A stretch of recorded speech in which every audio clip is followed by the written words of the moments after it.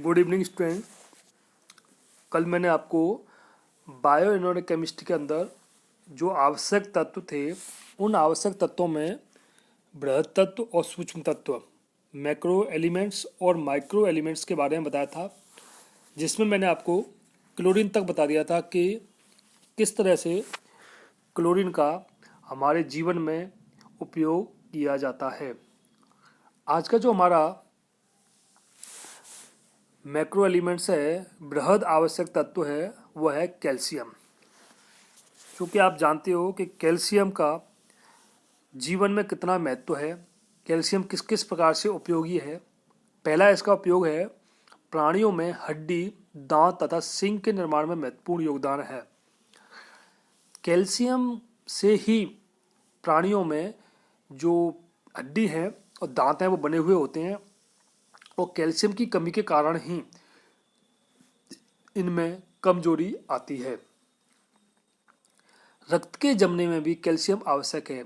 अगर प्राणियों में, जीवों में कहीं घाव हो जाता है तो घाव पर जो थक्का बनाने में भी कैल्शियम का विशेष महत्व है। मांसपेशियों के संकुचन में कैल्शियम आयनों की विशेष भूमिका होती है, ये भी बहुत महत्वपूर्ण है। कोशिकाओं के अंदर कैल्शियम के एकत्रित होने से पथरी बनना, गठिया, मोतिया दोष उत्पन्न हो जाते हैं। आज आप देख रहे हैं कि हमारे आसपास के लोगों में एक जो पथरी की समस्या है, बहुत बड़ी समस्या है। ये पथरी की समस्या भी कैल्शियम पर निर्भर करती है। अगर हमारे शरीर के अंदर कैल्शियम का बनना अधिक हो जाए तो इससे पथरी, गुर्दे में पथरी या जो क्या रीनल स्टोन होता है वो बनना स्टार्ट हो जाता है। ये डिपेंड करता है कि जो आपका खान पीन है, कि आप क्या खा रहे हो, उसके बाद कैल्शियम किस मात्रा में कैल्शियम बॉडी के अंदर बन रहा है, तो उससे पथरी या गठिया या मोतिया दोष उत्पन्न हो जाते हैं। गठिया जो होता है वो जोड़ों में होता है, जोड़ों में दर्द होता है, वो इससे उत्पन्न हो जाता है। शरीर में कैल्शियम आयनों की कम सांद्रता से जलन उत्पन्न करने वाली बीमारियां हो जाती हैं। अगर शरीर में कैल्शियम की मात्रा कम है तो कम मात्रा होने पर इससे जलन सी महसूस होती है। कुल मिला के जो अग्नाशय ग्रंथि है, पेनक्रियाज है, द्वारा इंसुलिन के उत्सर्जन में कैल्शियम का भी एक महत्वपूर्ण योगदान है। कुल मिलाकर के मानव जीवन में या प्राणियों में जो कैल्शियम एक महत्वपूर्ण बृहद आवश्यक तत्व है, जिसकी प्राणियों में बहुत ज़्यादा आवश्यकता होती है। इसके बाद जो हमारा बृहद आवश्यक तत्वों में आता है वो है सल्फर। सल्फर अनेक जैव रसायनों का संगठक तत्व है, जैसे थायमीन, बायोटीन, इंसुलिन, पेनिसिलिन आदि के में इसका सल्फर का उपयोग किया जाता है। दूसरा सल्फर का मुख्य काम है वो है प्रोटीन संरचना में विद्यमान सिस्टीन में सल्फर उपस्थित होता है। जो प्रोटीन की संरचना होती है, और उस प्रोटीन की संरचना में सिस्टीन जो होता है उसमें सल्फर उपस्थित होता है। जो हमारा नेक्स्ट पॉइंट है वो है मानव शरीर में अनेक जैव रसायनों के जैव संश्लेषण में सल्फर का महत्वपूर्ण योगदान है। कुल मिलाकर प्राणियों में सल्फर भी एक मुख्य बृहद आवश्यक तत्व के रूप में पाया जाता है। फास्फोरस शरीर में हड्डियों तथा दांतों के विकास में योगदान है। शरीर में हड्डियां हैं, उनके विकास में या दांतों के विकास में भी फास्फोरस का एक महत्वपूर्ण योगदान है। शरीर में होने वाली ऑर्गेनोफॉस्फेट जैसे हेक्सोज आदि में फास्फोरस पाया जाता है। जो है हेक्सोज फॉस्फेट, ट्राइओज फॉस्फेट, इन सब के अंदर भी फास्फोरस उपस्थित होता है। ऊर्जा युक्त यौगिक जैसे एटीपी निर्माण में आवश्यक है, जिनसे हमें एनर्जी मिलती है। जो ऊर्जा के रूप में जो पाए जाते हैं एटीपी वगैरह, इनमें भी फास्फोरस आवश्यक रूप से पाया जाता है। कोएंजाइम में भी फास्फोरस पाया जाता है। नेक्स्ट जो हमारा है आयरन। हीमोग्लोबिन, मायोग्लोबिन तथा साइटोक्रोम आयरन के संकुल हैं। आप जानते हो आयरन तो शरीर के अंदर बहुत जरूरी है। आयरन की कमी से ब्लड की कमी आ जाती है, हीमोग्लोबिन की कमी हो जाती है, जो मानव शरीर का एक विशेष क्या कहें पदार्थ है, या जो ब्लड पाया जाता है वो बहुत ज़रूरी है। इस ब्लड के निर्माण में आयरन बहुत ज़रूरी है। आयरन की कमी होने से हीमोग्लोबिन कम हो जाता है और जिससे एक प्राणियों का जीवन ही अस्तित्व में नहीं रहता। तो हीमोग्लोबिन, मायोग्लोबिन तथा साइटोक्रोम आयरन के संकुल हैं। एक व्यक्ति को प्रतिदिन 10 ग्राम आयरन की आवश्यकता होती है। इसकी कमी से एनीमिया रोग हो जाता है। ये आपको बहुत पहले ही बताया था मैंने कि आयरन प्राणियों के लिए बहुत आवश्यक है और इसके लिए प्रतिदिन इसके 10 ग्राम आयरन की आवश्यकता होती है। अगर आयरन की कमी हो गई तो एनीमिया एक बीमारी है, वो हो जाती है। हीमोग्लोबिन में आयरन ऊतकों तक ऑक्सीजन पहुंचाता है। हीमोग्लोबिन के रूप में जो आयरन का मुख्य कार्य है वो शरीर में ऊतकों तक ऑक्सीजन ले जाने का कार्य करता है। यह कोशिकीय श्वसन में भी सहायक है। हीमोग्लोबिन, मायोग्लोबिन, साइटोक्रोम तथा श्वसनीय एंजाइम प्रणाली का एक प्रमुख घटक है। ये सभी जो हमारा श्वसनीय एंजाइम प्रणाली है उसका मुख्य रूप से घटक है। इन सब में आयरन पाया जाता है। तो ये जो हमारे थे बृहद आवश्यक तत्व, इनमें सब में मैंने आपको बारी बारी से इनके बारे में बताया, जिसका आपको जैव अकार्बनिक रसायन विज्ञान के हिसाब से भी और अपने जीवन के हिसाब से भी इनका महत्व समझ में आया होगा। दूसरे जो हमारे तत्व थे वो थे आवश्यक सूक्ष्म तत्व।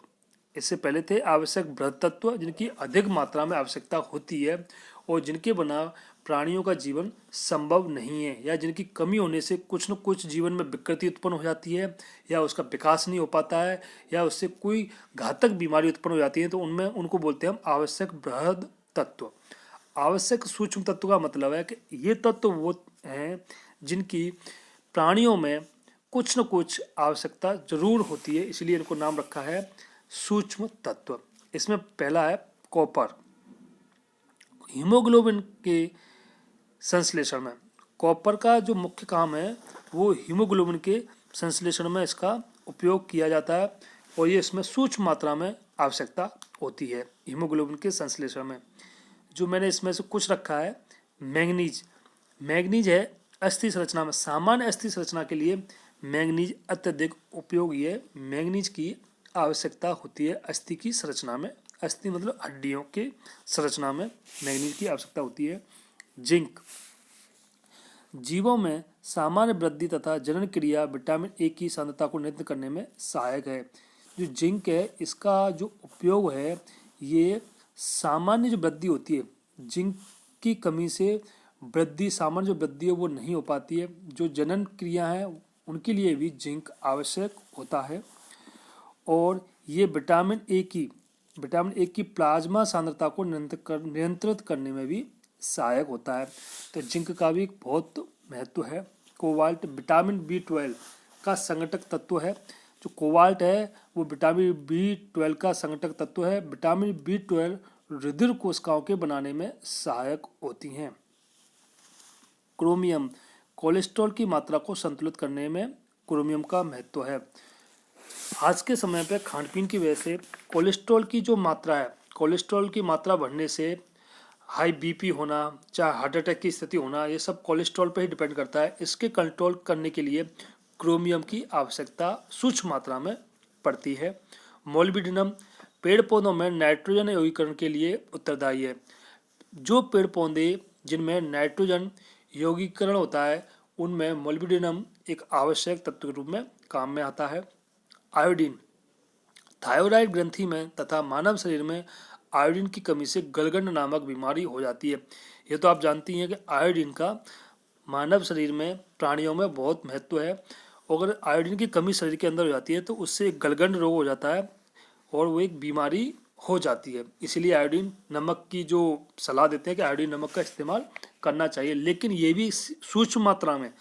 आज के समय में, आज के खान पीन में अधिक मात्रा में नमक का उपयोग करने से भी शरीर को नुकसान होता है, घातक बीमारियां हो जाती हैं जैसे हाइपरटेंशन, बीपी बढ़ जाता है। बीपी बढ़ने का मुख्य कारक आज नमक का अधिक मात्रा में सेवन करना है।